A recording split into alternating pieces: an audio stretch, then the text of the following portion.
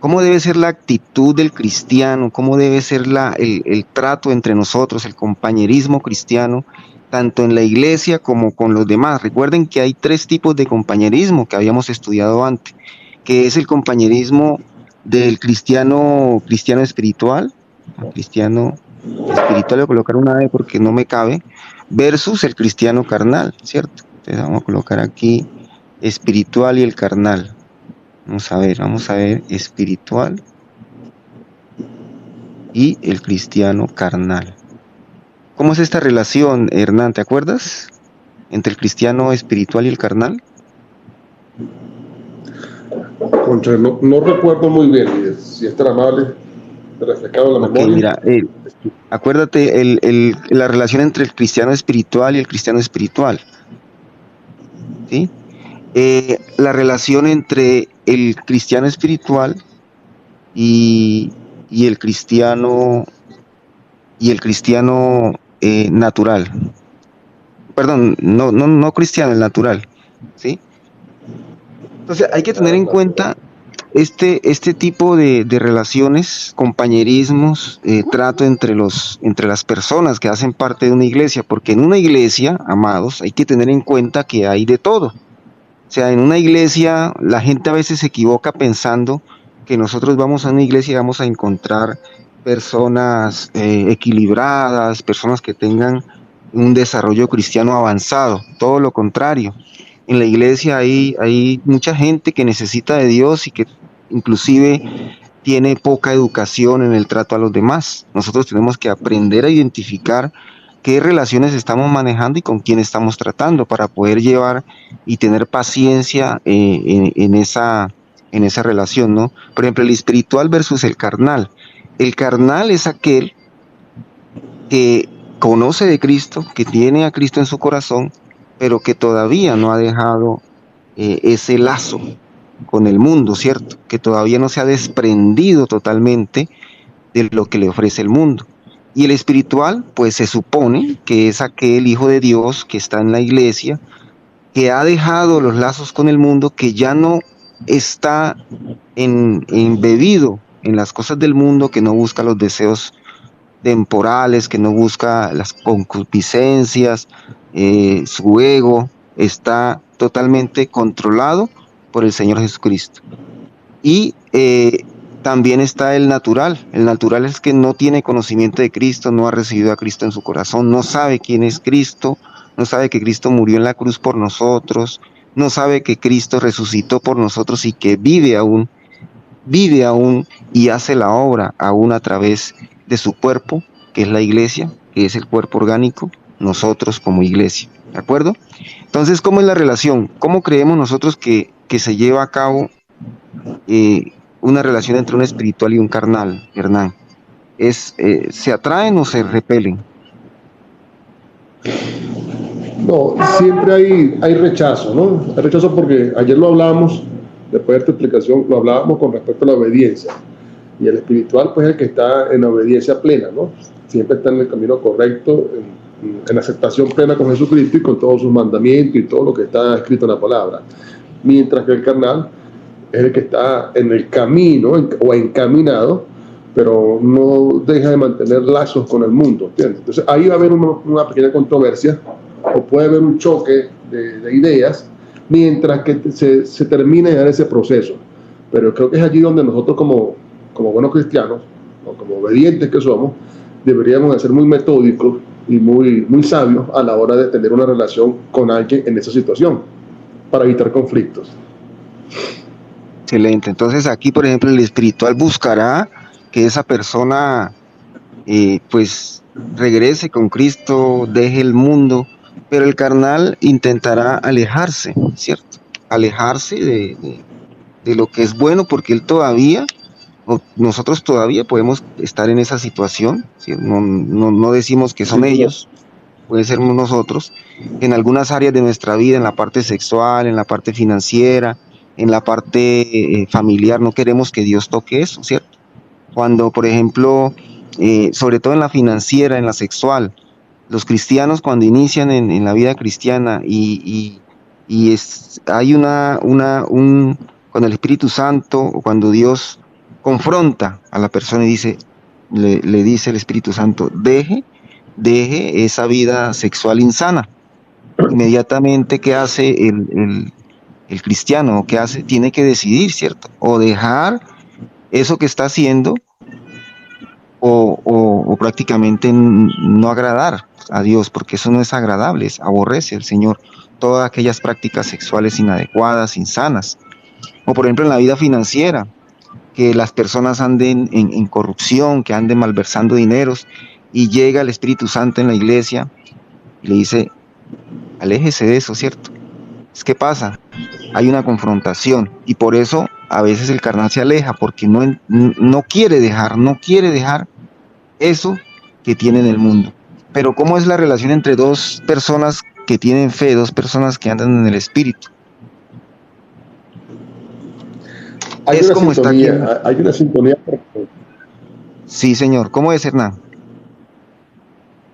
Hay una sintonía permanente entre dos personas que andan en el espíritu, ¿no? Los cristianos espirituales mantienen una sintonía porque conocen el camino y están en obediencia, ¿entiendes? Están en ese sendero donde saben qué es lo que deben hacer y qué es lo que no se debe hacer. Sin embargo, están sujetos a las tentaciones, ¿no? Pero están más concretos en el deber ser. Y lo bonito es que nos apoyamos porque si nosotros, por ejemplo, tenemos una necesidad de alejarnos de algo que no nos está ayudando en nuestra vida espiritual y usted va y busca un compañero carnal, imagínese, ¿será que le va a ayudar a usted a crecer como cristiano? En cambio, entre dos personas que son espirituales nos exhortamos, nos animamos, nos motivamos. Por ejemplo, lo que decía Gloria, ¿cierto? Yo necesitaba algo para poder arrancar, para poder cimentarme, tener una fuerza, una motivación más. Y aquí estamos, entre cristianos, nos motivamos a levantarnos todas las mañanas. Después usted se levantará más temprano y iniciará el devocional o después de la transmisión, que solo es 1 hora, continuará con el devocional, pero ya tiene esa motivación entre hermanos, tiene esa motivación entre cristianos, donde nos ayudamos a crecer. Ahora, el espiritual y el natural. ¿Recuerdas, Hernán, cómo es el natural? Sí, el natural es el que no conoce a Cristo todavía, ¿no? El que está en la vida como, sin saber quién es Cristo, sin conocer su legado y nada por el estilo. Y pues estás ahí, está allí, inocente de todo, inocente de toda información. Nuestra función como cristianos en ese momento o en esa situación es enseñarle la palabra, enseñarle a conocer a Cristo, mostrarle el camino, pero de una manera muy sutil para no saturarlo ni nada por el estilo, porque también se puede generar conflicto, también puede existir un rechazo cuando tratamos de imponer algo. Hay que mostrar siempre las cosas de manera muy metódica, valga la redundancia, ¿no? Sí, señor, y voy a darles una clave aquí, una enseñanza muy buena que nosotros debemos tener en cuenta cuando nos encontramos con una persona natural. Y por lo general nos encontramos con una persona natural cuando evangelizamos, ¿no? Cuando usted va a la calle y habla con alguien, pues hay muchos cristianos, pero también hay personas que no conocen de Cristo o que han escuchado a Cristo, que han escuchado de Cristo, pero no conocen a profundidad qué fue lo que pasó allí. Entonces hay dos formas de entrar, hay dos formas de llegarle a esas personas y tiene que ver con el lenguaje, cómo usted se comunica, cómo usted llega a esa persona y le habla. Hay dos formas, que es un lenguaje social y un lenguaje doctrinal.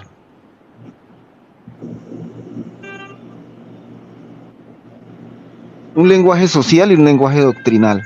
Y ojo, hay que hacer una diferencia, hay que saber utilizar esto. Un lenguaje doctrinal lo hacemos cuando nosotros estamos en formación en la iglesia, cuando nos hablamos entre nosotros espiritual, ¿cierto? Por ejemplo, usted en la iglesia, ¿cómo le habla le dice pastor, ¿no? ¿Qué me iba a decir, Ana? Sí, que el lenguaje social, no sé si me permite explicarlo, creo que fue una de las clases que recibimos días pasados, es aquel lenguaje donde uno como cristiano adapta a cada situación o cada momento que se presente. Porque si vamos, por ejemplo, a evangelizar a un a un retén penitenciario, ¿cómo es la forma más correcta de hacer llegar el mensaje a esas personas? ¿Con un lenguaje doctrinal muy riguroso, o adaptarnos a esa sociedad cómodamente para que el mensaje pueda llegar? Y así sucesivamente, ¿no? Es adaptar el lenguaje para que el mensaje llegue sin que haya faltas de respeto ni nada por el estilo, ¿no? No sé si me di a entender. Sí, señor, así es. El lenguaje social tiene que ver con ese lenguaje que manejan todos, que tiene en cuenta pues el contexto, ¿sí? Dónde se encuentra usted, como dice Hernán, si está en un lenguaje, si está en una cuestión penitenciaria, si está, hay que tener en cuenta el contexto, con quién estoy yo hablando, de qué estoy hablando, eh, quién es esa persona, ¿cierto? En sí, en el contexto, si es una persona, porque por ejemplo aquí en Colombia hay muchos, ¿cómo se dice, Hernán? Muchas, bueno, no sé, en Venezuela también debe haber mucha regionalismo, donde uno identifica a una persona Mucho por dialecto. la forma de hablar, ¿no? ¿Sí es El así, no? dialecto. El dialecto, efectivamente. Por ejemplo, aquí en Colombia, yo estoy en frontera con Venezuela, nosotros escuchamos a una persona de Venezuela y sabemos que es venezolano por la forma en que habla, ¿no? No es que vayamos a hablar igual a los venezolanos, sino que debemos comprender que es un extranjero y que tenemos que tener un poco de paciencia para que él nos entienda y para que nosotros le entendamos a él. Es un lenguaje social, tiene que ver con el contexto, ¿dónde me encuentro yo? Porque yo no le puedo llegar a una persona que no conoce de Cristo, llegarle diciendo inmediatamente hermano, ¿sí? O decirle aleluya, gloria, ¿sí? Gloria a Dios que esto, no, Hay un porque es que ellos no, señor. líder, hay una historia, creo que tú me puedes reforzar con esto. Voy a hacer mención para que tú hagas un poquito de refuerzo. Hay una historia de Pablo cuando fue a evangelizar en Grecia. Grecia, una de las ciudades en aquel entonces de muchos estudiosos, muchos científicos, y con sus dioses de aquella época, ¿me entiendes? Y ellos tenían una imagen del Dios que no conocían, que no veían. Y fue allí donde Pablo tuvo que adaptar su lenguaje para poder evangelizar en Grecia. No sé si conoces esa historia, si la recuerdas, líder. Sí, señor, él les habló con respecto a lo que ellos conocían, no lo que nosotros conocíamos. O sea, él les habló con respecto a lo que ellos entendían y de ahí le dobló la situación hacia Cristo. Dijo, ese que ustedes buscan, ese que ustedes dicen que es el Dios no conocido, ese que ustedes predican y el que hacen esas diserciones y esas conversaciones, ese es Jesucristo. Ese es Dios, el Dios de Israel, el Dios de Abraham, el Dios de Isaac. Sí, señores, me acuerdo muy bien. Detalles no me acuerdo, pero sí sé que está en la palabra de Dios, cómo Pablo adaptó ese lenguaje y a partir del lenguaje social pudo llevar la palabra. Y así nosotros debemos también ser, ¿no? Cómo podemos llevar la palabra a todos los contextos, a todas las naciones, a todos los rincones de la tierra, tiene que ser con el lenguaje que se habla y llevarle a Cristo. Después, poco a poco, en la iglesia se va, en formación, se va aprendiendo el lenguaje, y ahí si entre ustedes, hermano, pastor y demás, gloria a Dios, pues uno ya se entiende, uno ya se comprende, y aquí manejamos los dos lenguajes, tratamos de manejar el doctrinal porque estamos aprendiendo, y el social porque estamos también en una comunidad, ¿no? Bueno, y esto tiene que ver con el compañerismo. Leamos Hernán el 16. Por favor, el del Ok. Romanos 16:16. Saludaos los unos a los otros. Con ósculo santo os saludan todas las iglesias de Cristo. Exacto. Allí la versión que manejaba Gloria, Gloria nos leyó esta parte y decía con un beso cariñoso, ¿no? Con un beso cariñoso. O sea, Correcto. ¿cómo debe ser el compañerismo entre nosotros los cristianos? Pues un saludo, con una sonrisa, muy amables, muy formales, ¿no? Entre nosotros, porque la idea es que, que sirvamos como de esa motivación para el hermano cristiano. Más os ruego que dice el Ajá. 17 y el 18, por favor. Mas os ruego, hermanos, que os fijéis en lo que causan divisiones y tropiezos en contra de la doctrina que vosotros habéis aprendido, y que os apartéis de ellos, porque tales personas no sirven a nuestro Señor Jesucristo, sino a sus propios vientres, y con suaves palabras y lisonjas engañan a los corazones de los ingenuos. Muy bien, aquí podemos ver entonces esa relación entre el espiritual y el carnal. El carnal, recuerden que es aquel que conoce de Cristo, pero entonces se aprovecha de ese conocimiento para buscar sus propios intereses, ¿no? E intereses que tienen que ver con su propia gloria. Entonces hay que identificarlos. No hay muchos, en la iglesia pero hay algunos, entonces hay que aprender a identificarlos y mantener una distancia para que pues no haya ninguna dificultad y podamos estar en buen ambiente, ¿no? Eso es lo que nos recomienda Pablo, ¿no? Porque, ¿qué dice? Dice que estemos un poco distantes, dice unos a otros con el Espíritu Santo, y dice que nos mantengamos, que os fijéis a los que causan divisiones y tropiezo, y a veces y apartéis de ellos, que mantener una distancia allí, ¿de acuerdo? ¿Y qué dice el 19 y el 20, Hernán? Porque vuestra obediencia ha venido a ser notoria a todos. Así que me gozo de vosotros, pero quiero que seáis sabios para el bien e ingenuos para el mal. Y el Dios de paz aplastará en breve a Satanás bajo vuestros pies. La gracia de nuestro Señor Jesucristo sea con vosotros. Así es, ya tenemos la victoria con Cristo Jesús, entonces debemos estar tranquilos. Pero hoy, para terminar, voy a compartirles dos versículos importantes que vamos a estudiar. ¿Cuál es la actitud del cristiano? ¿Cómo debe ser la actitud de un cristiano? Y vamos a leer Mateo 6, del 24 al 34, por favor, Hernán. Tiene que ver con dos cositas. Mientras Hernán busca allí, Mateo 6, 24 y 34, y ustedes también, amados, queridos por Dios, busquen en la palabra de Dios Mateo 6, 24 al 34. Tiene que ver con a dónde yo pertenezco, dónde yo nací, dónde yo crecí y a dónde ahora quién soy yo. La actitud del cristiano, quién soy yo. ¿Señor? Acá lo tengo. Sí, señor. Mateo 6, del 24 al 34. Dice lo siguiente: ninguno puede servir a dos señores, porque o aborrecerá al uno y amará al otro, o estimará al uno y menospreciará al otro. No podéis servir a Dios y a la riqueza. Por tanto os digo, no afanéis por vuestra vida, que habéis de comer o que habéis de beber, ni por vuestro cuerpo, que habéis de vestir. ¿No es la vida más que el alimento y el cuerpo más que el vestido? Mira las aves del cielo, que no siembran ni ciegan ni recogen en graneros, y vuestro Padre Celestial las alimenta. ¿No valéis vosotros mucho más que ellas? ¿Y quién de vosotros podrá, por mucho que se afane, añadir a su estatura un codo?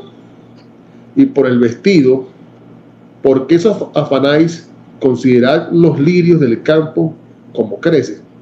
No trabajan ni hilan. Pero os digo que ni a un Salomón con toda su gloria se vistió así como uno de ellos. Y si la hierba del campo, que hoy es y mañana se echa en el horno, Dios la viste así, ¿no hará mucho más a vosotros, hombres de poca fe? No afanéis, pues, diciendo qué comeremos o qué beberemos o qué vestiremos, porque los gentiles buscan todas estas cosas, pero vuestro Padre Celestial sabe que tenéis necesidad de todas estas cosas. Mas buscad primeramente el reino de Dios y su justicia, y todas estas cosas serán añadidas. Así que no afanéis por el día de mañana, porque el día de mañana traerá su afán. Basta a cada día su propio mal. Excelente. Entonces, ¿cómo debe ser la actitud de nosotros? ¿Cómo debemos vivir el día a día?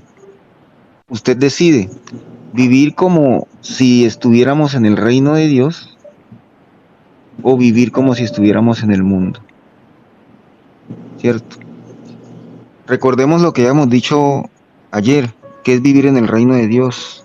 Vivir en el reino de Dios, allí no hay qué nos vamos a llevar o qué tenemos nosotros en el reino de Dios. En el reino de Dios lo material no significa nada, ¿cierto? En el reino de Dios sabemos que es Dios quien nos provee, que dependemos totalmente de ellos, del Señor. Le pido que hagamos esta oración de confirmación.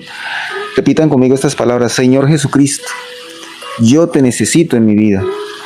Reconozco que moriste por mis pecados y resucitaste al tercer día. Te pido que entres en mi corazón y en mi vida y que hagas de mí esa persona feliz que tú quieres que yo sea. Amén.